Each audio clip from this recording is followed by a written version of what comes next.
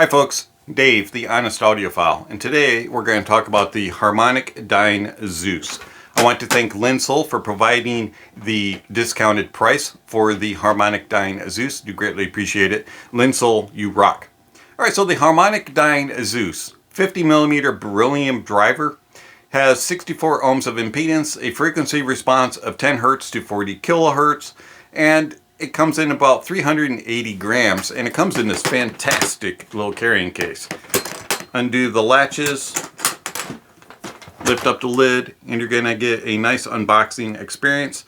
You have your headphones, a box with a cable, some paperwork, and you also get a key to lock the case. And you'll notice a serial number listed on there, and it also matches up with what's on the headphones, and mine is 268 in case you were wondering. Alright, let's set the headphones to the side for a moment, and let's talk about the cable situation. Now, I like this cable. It is fabric. At the split, it's got some nice heat shrink here. Goes into these rubber fittings, 3.5.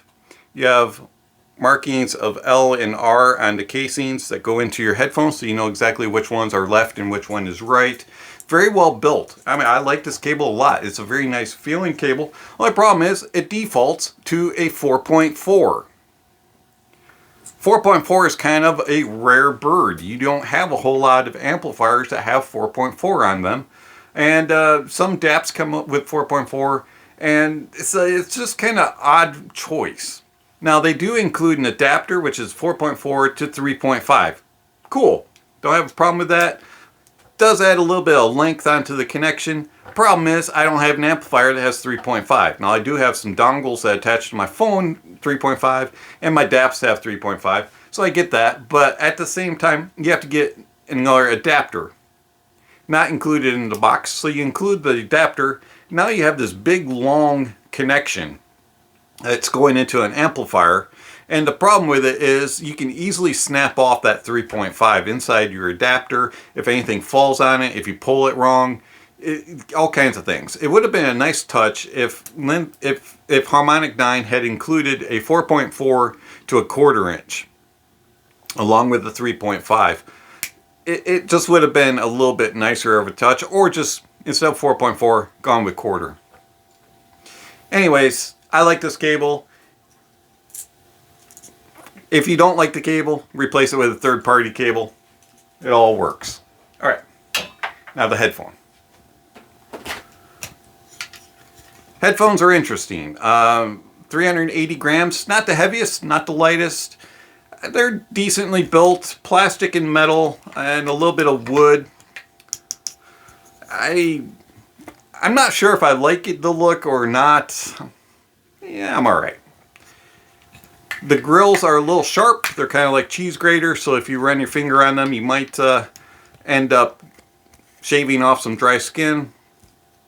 There are letters on the insides here that say L and R. Also, there is on the right side your serial number that matches up with your case. On the bottom here, you have your headphone inputs. The pads remind me of micro suedes from Brainwaves. They're very comfortable, very soft. I like them a lot. On the inside here, you can see that they have angled drivers. And I mean, I'm okay with the build of it. It's a little bit, it feels cheap, but I don't think it's going to break. And the sliders for your heads, the adjustments, don't really stay on too well. I find that they kind of self-adjust after a while, so I'm always having to kind of fiddle with the headphone. And then the other problem is it's got quite the clamp force, and I've tried to stretch it out a little bit to make it fit, but I haven't been able to really loosen it on my melon. And excuse me. And so I just find that the HarmonicDyne Zeus is an okay build and okay comfort. I can listen to them for about an hour before I have to take a break. It's all right. It's not the best, but If your melon is different shape than mine, then you probably won't have a problem with the fit of them. I just find them to be a little bit fatiguing and uncomfortable. How do they sound? The HarmonicDyne Zeus definitely fits into the fun category when it comes to a headphone. These are not an analytical and critical listening type of sound. They would be an everyday carry type of sound. I'm okay with that, where they fit into the category. The bass on them is pleasing. It is a little bit warm and thick sounding. Can have a little bit of one note-ish on some tracks. Sub bass is not quite as extended as I would like, and sub bass is not as impactful as I would like. But the details are there at times. It's a little limited in the sub bass. Mid bass and upper bass are more prominent, and you definitely get some impact and some body to it, especially in the mid bass hump area. And it does make for a fun listen. As far as the mids have a nice thickness to them, a warmth to them. They sound full body, and they have good tonality to them. I do enjoy the mids on the Zeus, except for the upper mids. The upper mids tend to have a little bit of shoutiness to them and some graininess and harshness in there. And it's not on every track, but it is prominent more than normal. And then the treble has lower treble is a little harsh and a little bit grainy, and upper treble doesn't really exist. After about 10K, it just kind of rolls off. It does lack some air, and it has a kind of a darker sound up top. They are a little laid back, which is nice, so you don't get fatigue, except for that upper mid's lower treble region, which is the trouble point for me on the Zeus.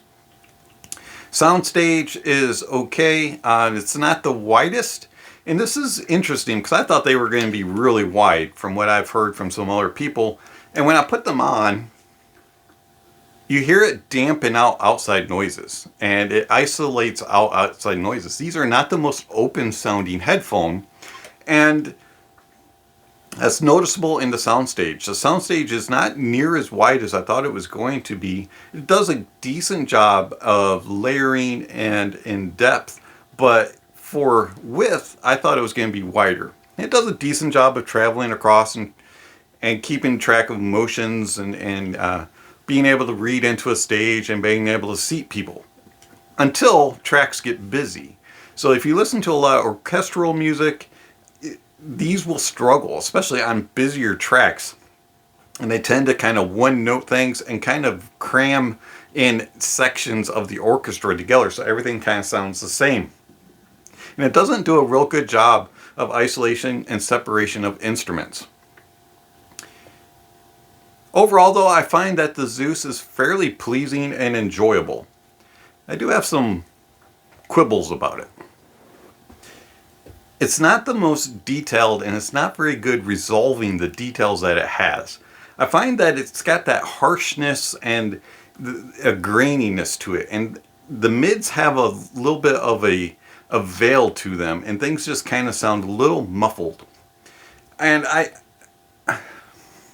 it's not on every track, but it does come through more often than not, and it's just a little disconcerting. Another thing is the timbre's not very good. You have good tonality, but the timbre is just off. Things just don't sound quite natural, and you have that graininess and the harshness, and it just, you lose the characteristics of the instrument.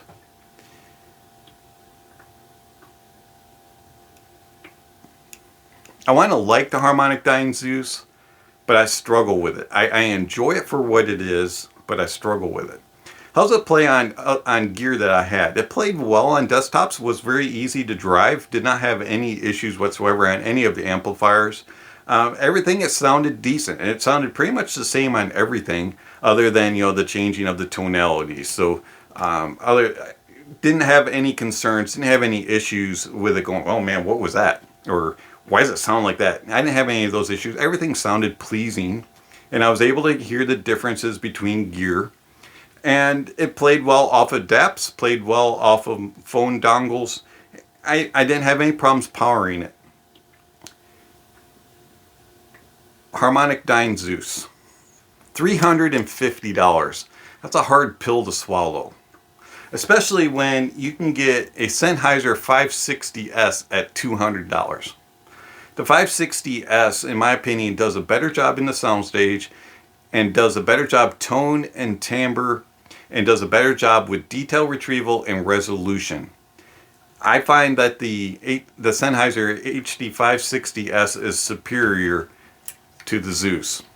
If you want something that's a little bit warmer and a little bit more intimate, a little more forward in the mids, but still does better with detail retrieval, tone, and timbre, get the Sennheiser HD600. I find that the 600, coming in at around roughly the same price tag as the Zeus, is a superior headphone. I have a tough time with the price tag of the Zeus at $350.